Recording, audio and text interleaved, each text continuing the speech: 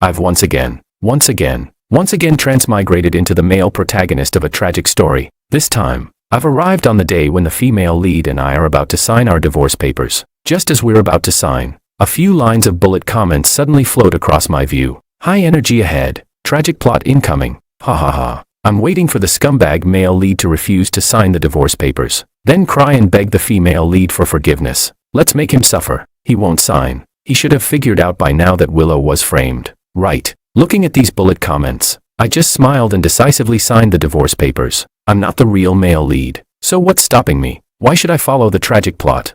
Chapter 1. I've transmigrated into the old, melodramatic, tragic story: the CEO's captive wife, becoming the cold, heartless, blind-eyed, heart-blind, obsessive, and mentally ill male protagonist, George, who ultimately, in order to win back his wife, doesn't hesitate to torment himself, an awful, domineering CEO. At this moment, I'm in the Civil Affairs Bureau, processing the divorce papers. Sitting beside me is a woman, very beautiful, but her face is as white as paper. She's Willow, my legally wedded wife, but she won't be for long. The original novel states that after 3 years of marriage, I neglected her, humiliated her, misunderstood her, and caused her miscarriage. I was a total scumbag, but I still loved her deeply. After being manipulated by a scheming woman and provoked by a man with an unclear relationship with Willow, I went to extremes. In the book, the male lead does everything wrong at first. The female lead suffers, but later the male lead comes to his senses and tries to make amends in a self-destructive way. In the end,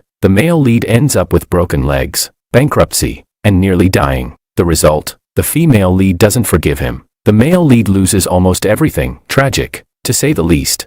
I was thinking when suddenly a few lines of colorful, semi-transparent text floated by, blocking my view a bit. High energy ahead, tragic plot incoming. Doggy George, wake up. Look at all Willow has sacrificed for you. If you sign, you're done for. I'll bet 50 cents. He's definitely going to rip up the divorce agreement and shout, "I don't agree." Classic move. Bullet comments.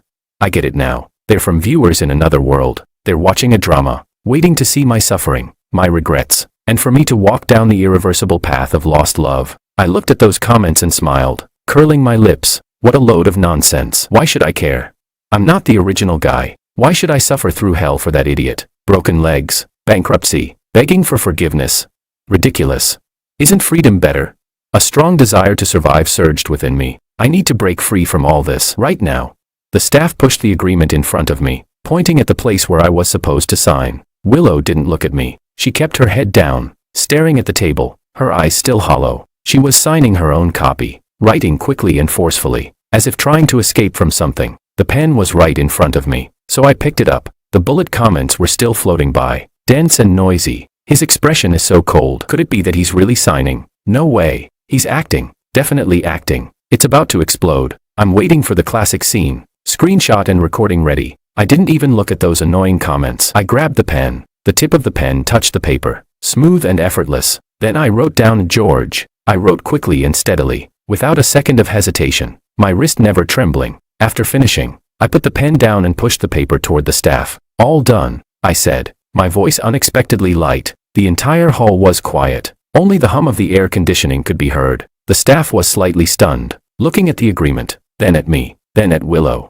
They probably had never seen a divorce go so smoothly, especially from the infamous, loving CEO Wong. Willow had finished signing as well. She raised her head, and her hollow eyes finally looked at me. Inside, there was no longer just numbness. There was something else, shock and disbelief. Chapter 2. At this moment, the bullet comments exploded. I can't even. 1,000 exclamation marks and question marks in my mind. What the hell? He signed it. He really signed it. This isn't the script, director. What happened to tearing up the agreement? What happened to the sudden realization? Aha. Where's my plot? Is this really what I wanted to see? Refund.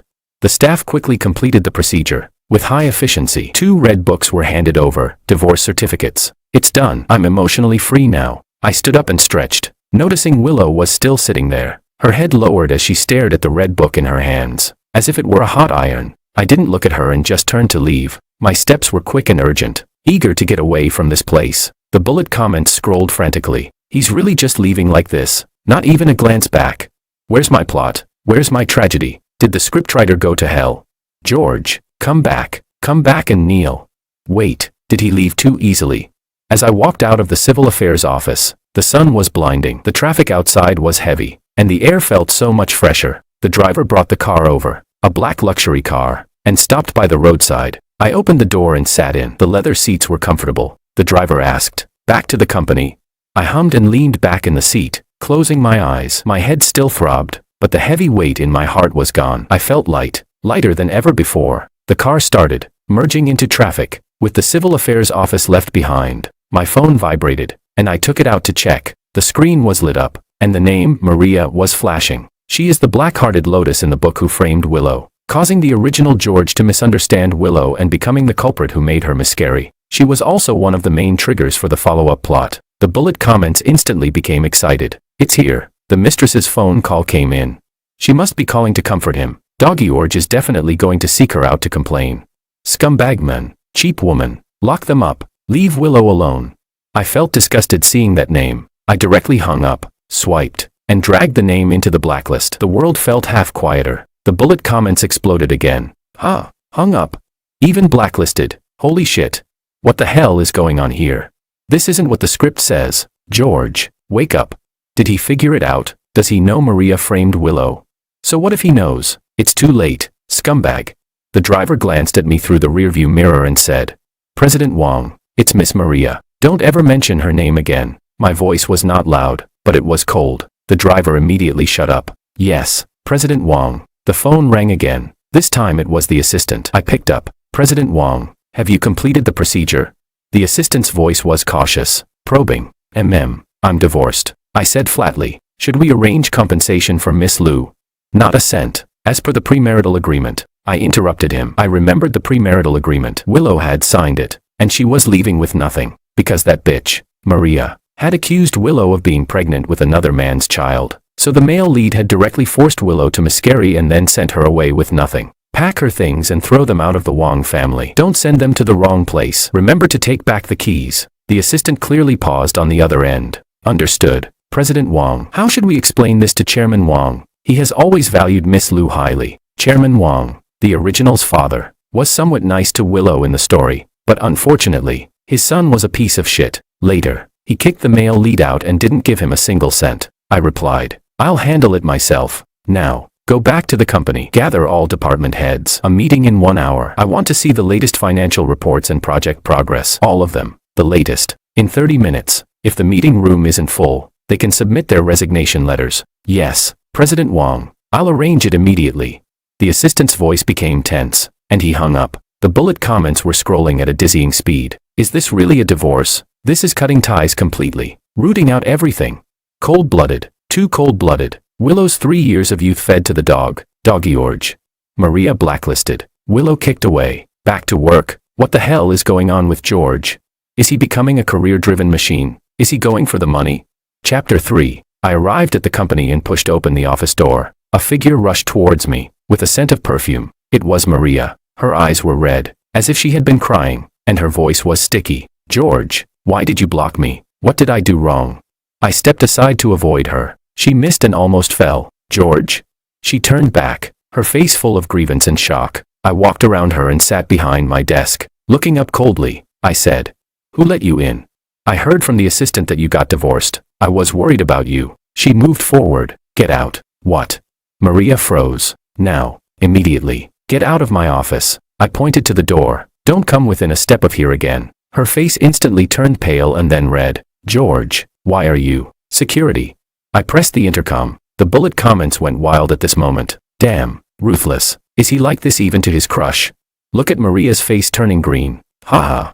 That slap was loud. So satisfying. Did George take the wrong meds? He seems to hate everyone.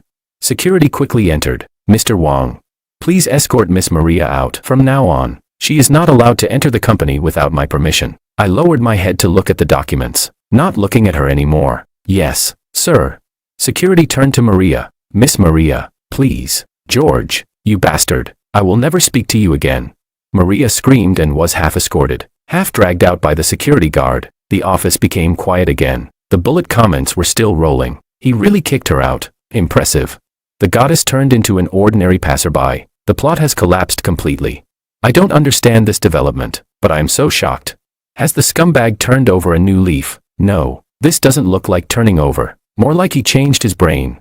I ignored the comments. The butler called again, saying my father wanted me to leave and come home. I returned to the old Wang family house and saw the old man sitting on the sofa, his face ashen. To my surprise, Willow was also there. She was standing in the middle of the living room, with an open suitcase at her feet, packing a few folded clothes into it. When she heard my footsteps, she paused for a moment but didn't turn around and continued her actions. The old man saw me and slammed his hand on the armrest of the sofa. Good for nothing. You'd better explain yourself.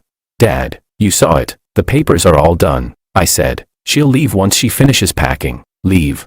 The old man stood up in anger. Who told her to leave? He strode to Willow's side and pressed the lid of her suitcase down. Willow, put that down. If anyone is leaving, it's not you.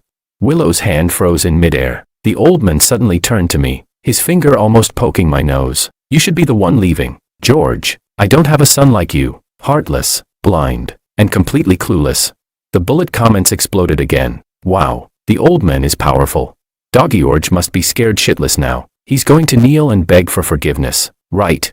I'm waiting for the scumbag to cry and beg for mercy.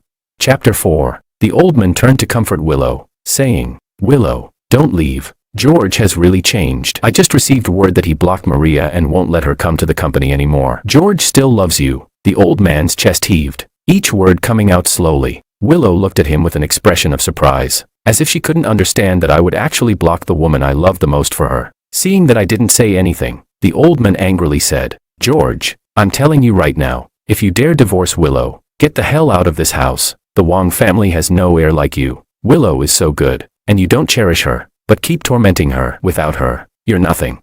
He stared at me, as if waiting for me to beg for mercy, to regret my decision, waiting for me to, like in the novels, wake up and cry bitterly, kneel and beg for forgiveness. I looked at him, then I glanced at Willow. She was looking at me too, her lips pressed tightly together. The air felt as tense as a taut string. I nodded. My voice was calm. Okay. The old man froze. Willow's eyes widened just a little. A fleeting, almost unnoticeable emotion passed through them. It seemed more like complete astonishment, or maybe a hint of curiosity.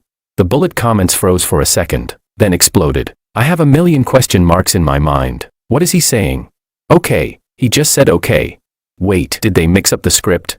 The old man told him to get out of the house, and he says okay. He's gone mad. George is definitely insane. Willow's expression. She didn't expect this either. Holy shit, what kind of crazy plot twist is this? The script for saving the wife just got burned to ashes. He doesn't even want his family inheritance. The old man stood there with his mouth open, unable to speak for a while, his face turning bright red. Willow's gaze was fixed on my face. I didn't look at them anymore. I turned and went upstairs, back to my room to pack my things. The taste of freedom was so damn refreshing. The bullet comments were still crazily refreshing. You don't want the family assets, the inheritance. All this just for a divorce. This scumbag has reached a new level of scum. He's scummy to the core. I think Willow is thinking, I've prepared 3 years of intense love and suffering, and you just do this. The world has collapsed. This book is unreadable now. At this moment, Willow also furrowed her brows and stopped me. She said calmly, George, it's me who should leave, but I still need to tell you, the child I lost was yours, not Makoto's. I didn't do anything wrong to you, and you don't need to play these tricks of a false pursuit. I won't see you again. I raised my hand and made a shelter, squinting my eyes as I smiled. I'm willing to send you far away. Your words are just what I want to hear. There's a company banquet tonight. Make sure you don't come. Don't let me see you. Willow furrowed her brows, her eyes showing a hint of anger. I lowered my head and stroked my fingers, saying, if you don't come tonight, Makoto won't come either. I won't let Maria come. Everything will be fine. Please, don't come. Willow froze for a moment, not understanding what I meant. I had read the original text, so I knew what would happen in the drama. At tonight's banquet, the male lead would see Willow and Makoto coming together, angered, and kiss Maria right in front of them, escalating the conflict between the male and female leads. The male lead would angrily hit Makoto, leaving the female lead utterly disappointed. In the end, the male lead's father would publicly announce the loss of his inheritance rights, and the male lead would be driven out in disgrace. This would kick off the self-destructive love reconciliation mode. But right now, if I told Willow not to come, none of that would happen. It would be a peaceful separation, everyone happy. But if they dared to show up, don't blame me for tearing the mask off. I had already gathered some evidence that wasn't introduced in the original story. The feeling of freedom was so good. Why would I want to get involved in your petty love-hate dramas? How boring. I don't have to chase anyone. Don't have to simp for anyone, and I'm not bound by the plot. I have my own time, my own space, my own future. What self-destructive efforts to win back my wife. What tragic, deep love, nonsense. I, President Wang, am here to make money, build my career, and live a free and easy life. Don't bother me. But at this moment, Willow looked up, acting completely out of character, and stubbornly stared at me, saying, I'm going. Why can't I go? As expected, the bullet comments went wild in front of me. Willow's inner thoughts, the rebellious phase has begun. About my ex-husband telling me not to go to the banquet, so I'm going anyway. Story. George versus Makoto. Who will win? Tonight's going to be a battlefield. Just watch George cry and beg for forgiveness. I've read the original text, and a big drama is about to begin. If the male lead doesn't get screwed this time, I'll poop while doing a handstand. Chapter 5. Crazy. I didn't pay any attention to Willow, nor to the bullet comments, and instead shook my head as I headed back to the company. The meeting room was already filled with people, silent as mice, each of them sitting upright, tense and nervous. There were piles of thick documents on the table, the projector was on, and the air felt strained. Everyone was secretly watching me, their eyes full of uncertainty. They probably all knew by now, President Wang got divorced today. His mood must be at rock bottom, and they were all waiting to bear the brunt of his anger. Moreover, the previous President Wang had been unskilled and totally misdirecting. I walked to the main seat and sat down, not wasting any words. Let's begin, I said. Finance. You go first. The CFO immediately stood up and began the report. Numbers, revenue, profit, costs, cash flow, speaking quickly, with a slight tremble in his voice. I listened, my brain automatically analyzing. Before this, I was in finance. Reading reports was second nature. I could spot flaws, discrepancies, and unreasonable points in an instant. Stop. I interrupted him and pointed to a spot on the projection. Here, the marketing expenses for Q3, a 35% year-over-year increase. Explain. Sweat appeared on the CFO's forehead. President Wang. This was for sponsorship of several large events and celebrity endorsements. Which celebrity? Where's the evaluation report for the endorsement? ROI data. Tracking of the event conversion rate. My voice wasn't loud, but each word was like a hammer hitting the table. Can't produce it, then it's wasted money. Who approved this budget? You. The CFO turned pale. It was recommended by Miss Maria, and Mr. Liu and Director Willow also thought it was feasible. Maria and Willow again. A few bullet comments floated by, cursing me for shifting the blame. Willow is no longer the director. I looked at him. I'm divorced from her. She has no ties to the Wang family anymore. Maria. Who is she? When did outsiders start making decisions for the Wang family? The meeting room went completely silent, everyone holding their breath, because they knew. I had always listened to Maria in the past. Ignoring their astonished looks, I coldly continued. This money is a result of negligence in financial review. The supervisor will have 3 months bonus deducted. You. I looked at the CFO. No year-end bonus. And this is the last time. If there's another incident, you're out. The CFO's legs almost gave out, and he nearly couldn't stand, quickly replying, yes, President Wang. I'll conduct a full investigation and hold people accountable. Continue. I turned to the next. Project department. Why has the progress on the West City land been delayed for 2 months? The project manager quickly stood up and began explaining, citing issues with demolition and the approval process. I listened, occasionally interrupting to ask about key milestones, responsible parties, and solutions. My approach was decisive. No small talk. The atmosphere in the room slowly shifted from panic to awe. No one dared slack off. No one dared to give a half-hearted response. Each person was drenched in sweat, yet had no choice but to admit that President Wang was like a changed person, not shouting, not swearing. But this new version of President Wang was even more terrifying than the old, angry one. His gaze was sharp, his questions too precise, every sentence hitting the target. The tone of the bullet comments changed as well. Holy shit, is he actually working, really working? This aura is a little scary. The questions are so professional, sharp and to the point. Is this still the same CEO who only used money and shouting to solve problems? The divorce hit him hard, but it seems to have unlocked some new abilities. Eamon focused on his career is kind of scary, kind of handsome. Never mind. No, I didn't mean that. You guys, no turning on him. Remember, he's the scumbag. But he doesn't seem to care about Willow anymore. He doesn't even mention her name. Chapter 6. The meeting lasted for a full 3 hours. By the end, everyone looked like they had just fought a tough battle, exhausted. But in their eyes, there was something different, no longer pure fear, but something akin to respect. I stood up and said, Meeting adjourned. The issues from today must have solutions on my desk by noon tomorrow. I want to see specific people responsible and timelines. If you can't meet it, I'll find someone else to do it. Yes, President Wang. The response was unusually sharp and loud. I strode out of the meeting room without returning to my office and headed straight to my assistant's side. Get me a new apartment. Downtown. Top security. Good privacy. I need to move in tonight. Pack up the useful things from the Wang family's old house and send them over. Anything useless, throw it away. The assistant paused for a moment. President Wang, are you not going back to the villa? That's the Wang family's house, not mine. I don't want to live with anyone from the Wang family right now. I looked at him. Understand? Understood. The assistant immediately took note. I'll take care of it right away. Also, I added, change all passwords, door locks, and security systems, especially at the villa. Do a thorough check. I don't want anyone, and I mean anyone, to be able to approach my territory without permission, including the old men and Willow. Maria. The assistant asked cautiously. Everyone, I said firmly. Understood. The assistant responded sharply. The bullet comments continued to explode, moving, completely cutting ties. Is he planning to be a lone wolf now? Feels like something big is about to happen. Wait a minute. Am I watching a tragic love story? Why do I feel a bit of satisfaction here?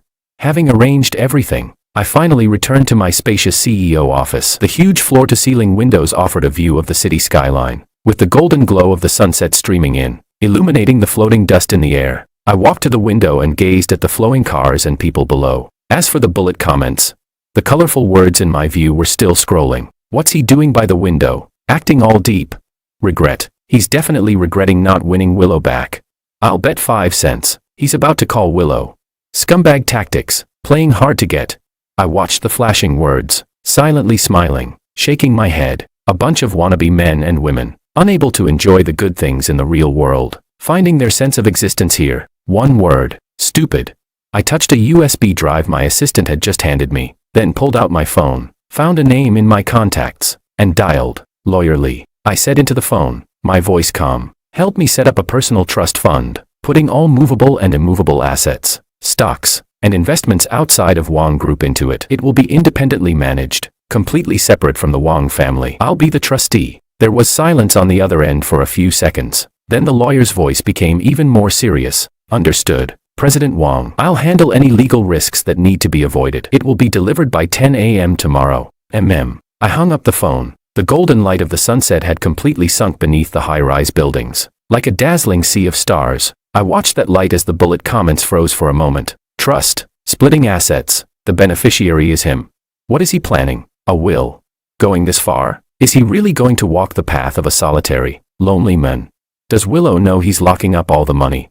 Chapter 7. The venue for the banquet. The crystal chandeliers dazzled, and the noise of people talking filled the air. I held a glass of champagne and leaned against the corner. My eyes scanned the crowd. As expected, Willow had come, with her male best friend, Makoto, standing close to her. They were talking about something. Makoto was smiling triumphantly. Willow had a calm expression, but didn't pull away. On the other side, Maria was there too. She flitted about like a butterfly, constantly moving, almost like a hostess, though her eyes occasionally drifted toward me, with a hook in her gaze. The bullet comments flooded the screen on time. Holy crap, the whole crew is here. The battlefield is about to start.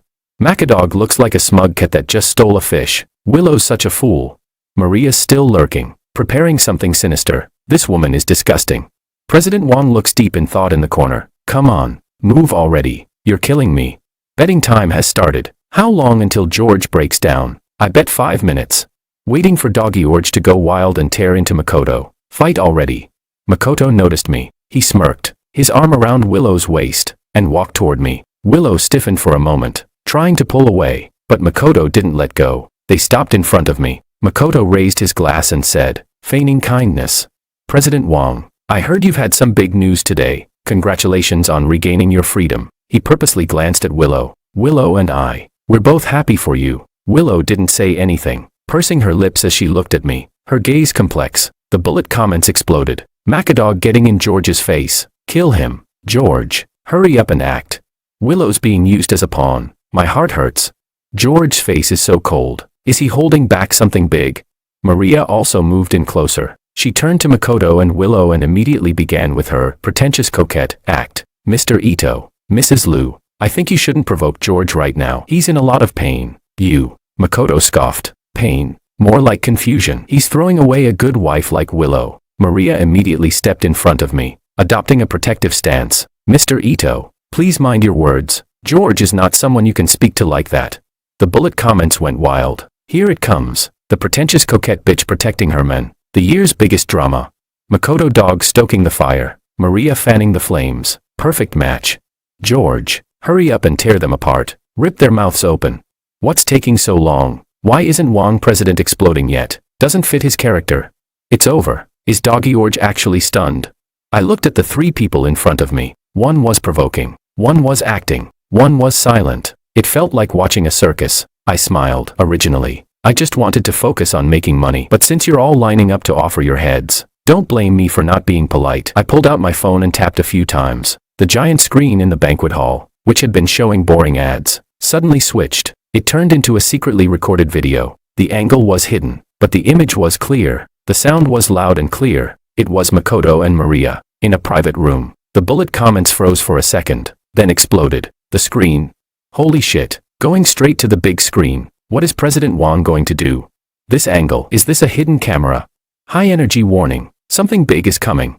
This wasn't in the original. What's going on? Chapter 8. In the video, Makoto poured himself a glass of wine and smiled at Maria. Maria, your move was brilliant. You bribed that doctor to insist that Willow's child was in the early stages of pregnancy, and the timing conveniently didn't match George's business trip that week. That fool, George, actually believed it. Maria covered her mouth and giggled. He deserved it. He only had eyes for that bitch Willow. I wanted him to force her to get rid of her own child and then drive her out of the family. I want him to regret it for the rest of his life. And you did great too. That night, it was you who invited Willow to dinner. Right. Foolproof. Makoto clinked glasses with her and continued. Pleasure doing business. I just want Willow. And that blind bastard George, he loses Willow. Offends his own father. The Wong family is doomed. By then, Willow will have nowhere to go and will have no choice but to come back to me. Maria's eyes turned vicious as she said, George has to be mine. He dares to reject me, when he has nothing left and comes crawling to me. Let's see how I'll deal with him.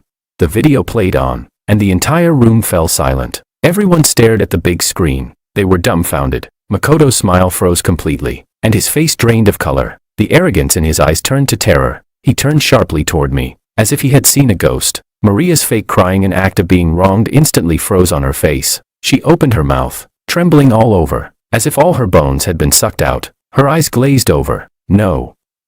George, listen to me, she babbled incoherently, trying to rush over to shut off the video. I gave her a cold look. She froze in place. The most shocked was Willow. She stared at the big screen. Her body swayed slightly. Her wine glass dropped to the ground with a crash. It shattered into pieces. Red wine splattered across her white skirt, looking like blood. She didn't care. She stood there, her eyes wide open. Her pupils were filled with a violent tremor, disbelief, then, an immense emptiness, and finally, cold anger began to rise in her. Slowly, extremely slowly, she turned her head. First, she looked at Makoto, who was pale as death and trembling like a leaf. Then, she turned her gaze to Maria, who was on the brink of collapse, her face full of despair. Her lips trembled. She couldn't say a word. The bullet comments went completely insane, flooding the screen like a tsunami. Iowa, a nuclear bomb. President Wong just dropped a nuclear-level bomb.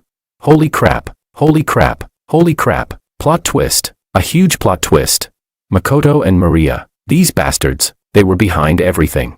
Willow, look at Willow's expression. My heart is breaking. George, young Master Wong, Wong the God, you're my father. Your foresight is 100 layers above everyone else. So Doggy urged divorce, blocking Maria, kicking her out of the house, all because he knew the truth. He's not a scumbag. He's been bearing humiliation for the greater good. Holy shit, this plot is genius. I kneel before Wong President. I owe you my respect. The tragic love story just turned into a revenge fantasy. Amazing.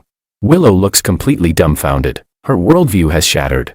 Macadog and pretentious coquette Maria look sick to their stomachs. They're about to pee their pants. Ha ha ha. Too much information. My low-power CPU brain is going to fry. Let me recover. The video finally ended, and the giant screen went black. The banquet hall remained dead silent. The sound of a needle dropping could be heard. Everyone was so stunned by this shocking revelation that they could hardly catch their breath. I set down the untouched champagne and looked at Willow, who stood there frozen like a statue. Her face was as pale as paper. Her eyes were vacant and filled with pain, as if her soul had been drained. I spoke, my voice not loud. But in the eerie silence of the hall, it was frighteningly clear. Did you see clearly? I asked her. This is your friend whom you trusted, and the good men you almost married. I pulled the corner of my mouth up, coldly saying, the child is mine. You didn't wrong me. The ones who wronged you are them. I pointed at the pale-faced Makoto and Maria. Anne. My gaze finally landed on Willow's ghostly white face. And you, who kept everything from me, you've sacrificed. You've done so much for me, but you never said a word, always keeping it all inside, sulking by yourself, acting all pretentious and disgusting. You're guilty too. With that, I turned and didn't look at anyone else. In the midst of hundreds of shocked, probing, and fearful gazes, amidst the explosion of bullet comments, I walked through the silent crowd and out of the gilded yet nauseating banquet hall. The night air was cool, and I took a deep breath. Behind me, I could faintly hear Makoto's agonizing scream and Maria's high-pitched wailing. There was also Willow's suppressed, broken sobbing. The taste of freedom, it finally mixed with something else. Truth. The bullet comments kept rolling like a crescendo of madness. He's gone mad. President Wong has gone mad tonight. From hell to godhood. Just one more video to go. Now the pressure's on Willow. What's she going to do? The script has been urgently rewritten. President Wong, do you need a simp? Makoto and Maria's social death. So satisfying. George, turn back. Willow needs you. Chapter 9. By noon the next day, I had already received the property divestiture documents from my lawyer. My phone rang again. It was my old man. Hello, George. Come home. I know about last night. I've invited Willow back. Whether you two can reconcile is up to you.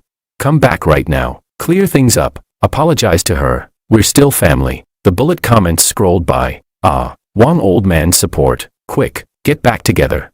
Willow's softened. President Wong, go for it.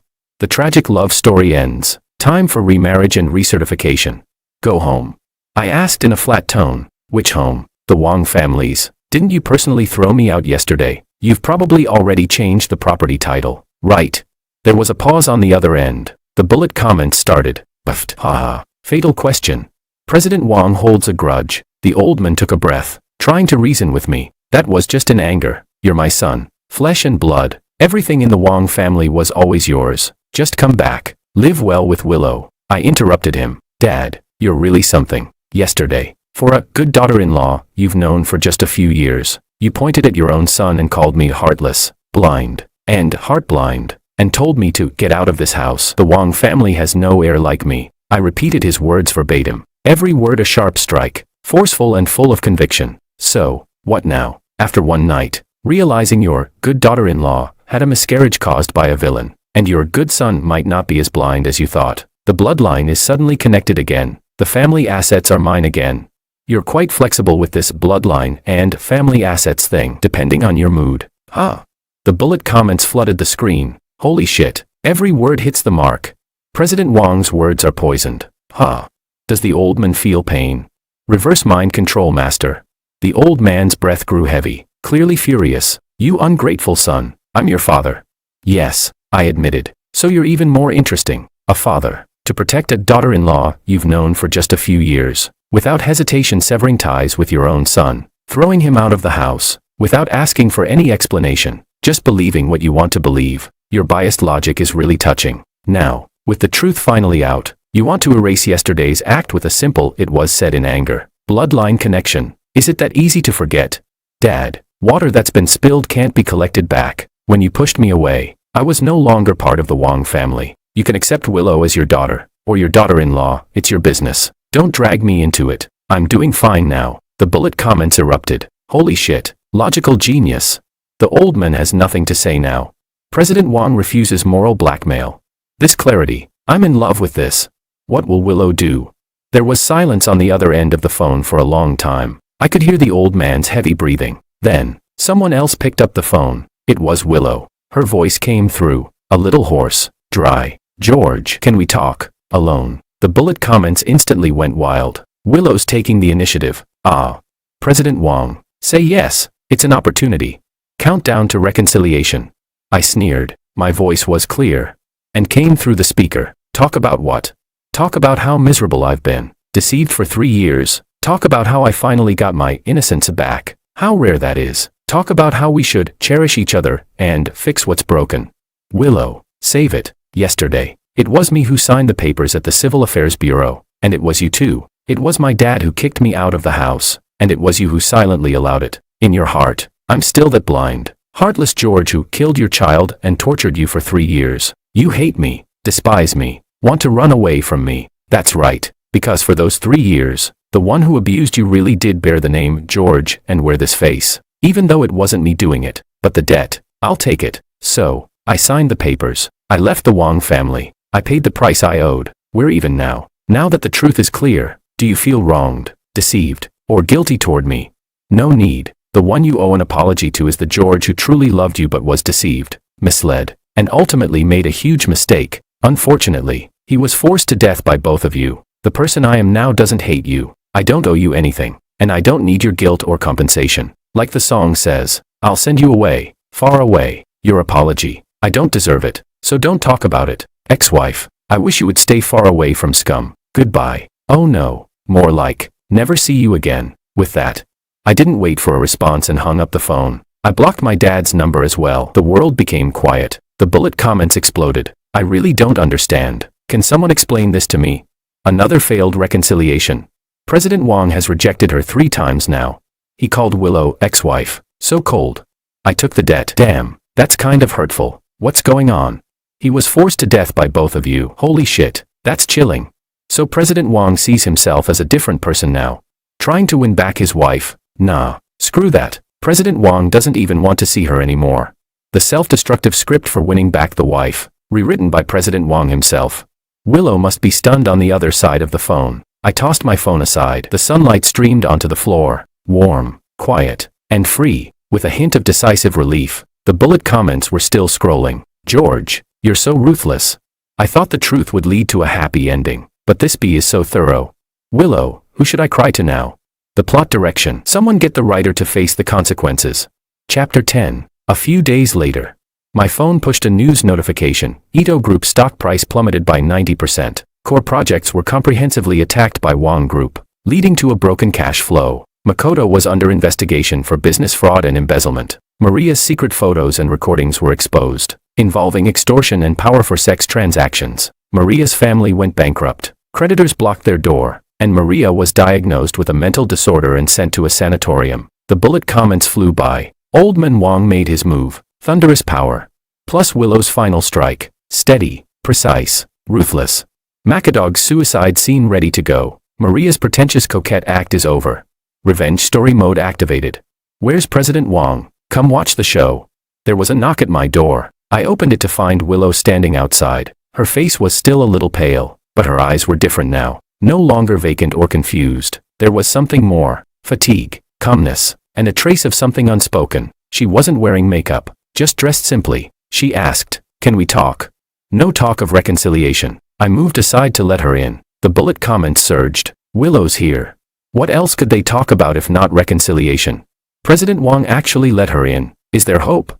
The atmosphere feels off. She didn't sit down, instead standing in the middle of the living room, watching me. Makoto's done. Maria's done too. Dad.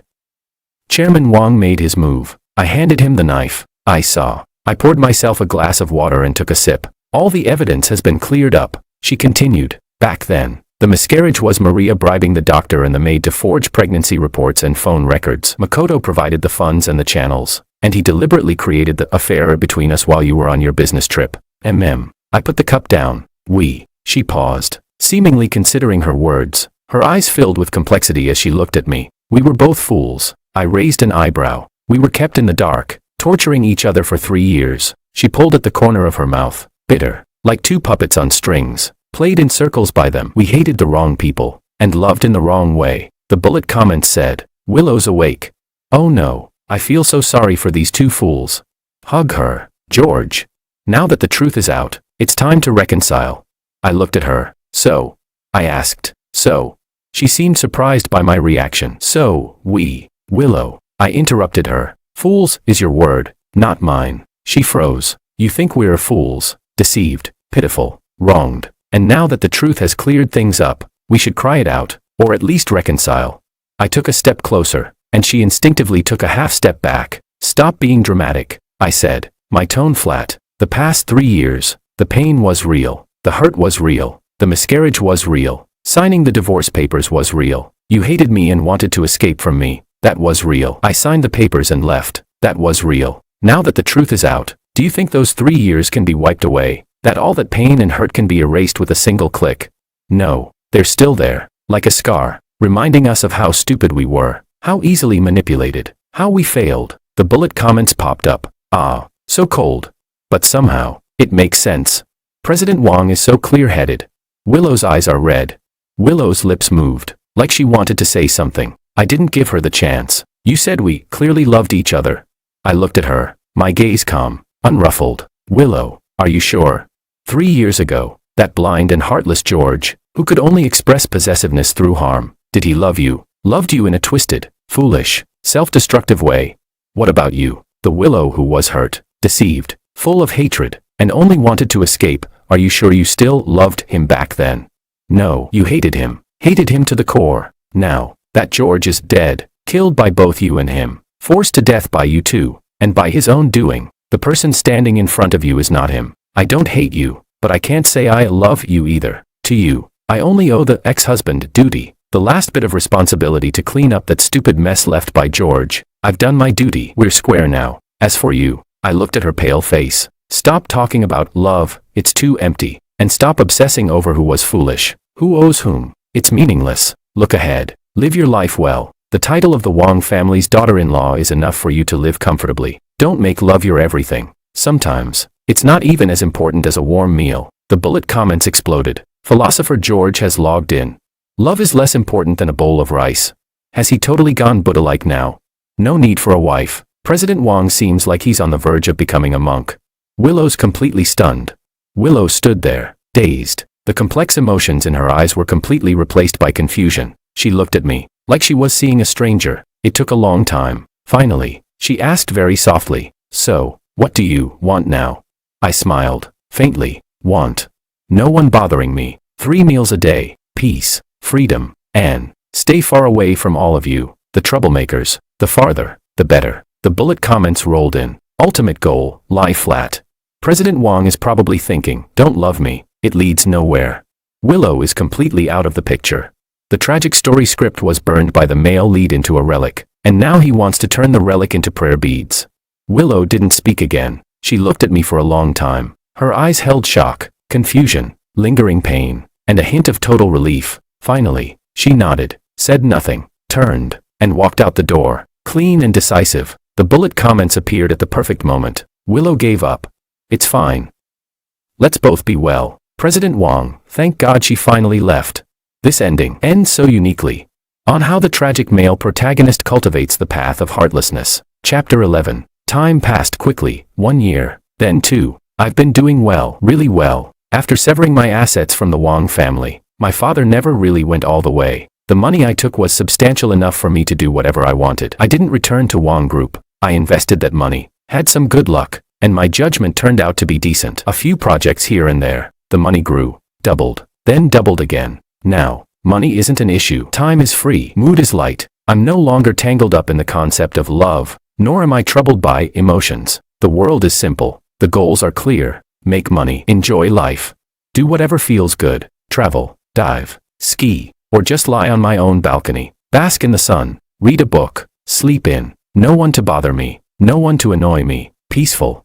But occasionally, in some unavoidable situations, like industry summits or charity dinners, I still run into Willow. She's in a high position at Wang Group now. Her father personally trained her. She's decisive, strong-willed, no longer that pale, vacant-eyed woman she used to be. Now, she shines with brilliance, exuding a powerful aura. The first time we met at a banquet, she saw me across the crowd, nodded slightly, and I did the same. No words. We passed each other by. The second time, at a cocktail party, she walked over holding a glass of wine. Long time no see, she said.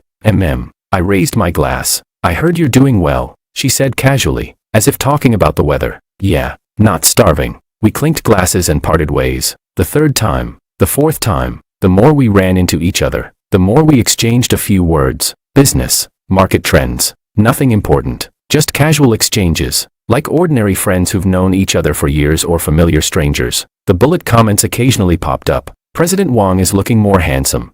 A Freeman shining bright. Willow has transformed. Queen vibes. These two have such good chemistry standing together. What a pity. What's there to regret? Both are living well, aren't they? No one mentioned the past. No one talked about love. No one brought up reconciliation. It was understood, move on. Completely move on. At another banquet, the lighting was soft, the music relaxing, and the noise of people chatting filled the air. I leaned against the bar, zoning out while watching the crowd. Willow walked over, not holding a drink this time. Can we talk for a bit? She asked. Sure, I replied. We walked out to the terrace. The night air was cool and refreshing. She leaned against the railing, turned her head to look at me. She watched for a long time, her gaze somewhat complicated. Curiosity, reflection, and finally, a small smile appeared. George, she spoke. Right now, you. She paused for a moment, seemingly searching for the right words. You really have charm. She finished speaking, looking at me, her eyes straightforward. No ambiguity, no probing, just stating an objective truth. I raised an eyebrow, a bit surprised. Really? I smiled. Was it money that did it? No. She shook her head, speaking seriously. It's that kind of vibe. What kind of vibe? That indifference. She looked out at the city lights in the distance, not caring about anything, not being tied to anything. Free, clear-headed, knowing what you want and what you don't want. She turned back to look at me. That kind of vibe is quite attractive. Before. She added, in a neutral tone, you didn't have it. Before. I tugged at the corner of my mouth. That idiot from before. All he had was caring and twisting himself up. She didn't argue, simply accepting it. So. I took a sip of the soda water in my glass. Now's better. It's better. She didn't say anything else, and I didn't ask, like how she was, how my father was, how Wong Group was. No need. It's better if we're both fine. We stood there for a while, the night breeze getting a little chilly, going back in. Okay, she said. We walked back into the banquet hall, merging into the lights and noise, like two streams briefly intersecting, then quietly parting, flowing toward our separate futures. The bullet comments scrolled by. End of story. President Wong has become the perfect male lead. Willow is stunning. Long live the queen. This ending, unexpected but perfectly logical. Long live freedom. Goodbye George. Goodbye Willow. Goodbye foolish plot. Life goes on. The sun is great. The wind is free. I drive along the coastal highway. No destination. Just moving forward. The window rolled down. The salty sea breeze rushing in. It feels good on my face. Old songs play on the radio, hummed out of tune. And my mood is like the sky above, wide, clear, cloudless, and bright. It's perfect. The end.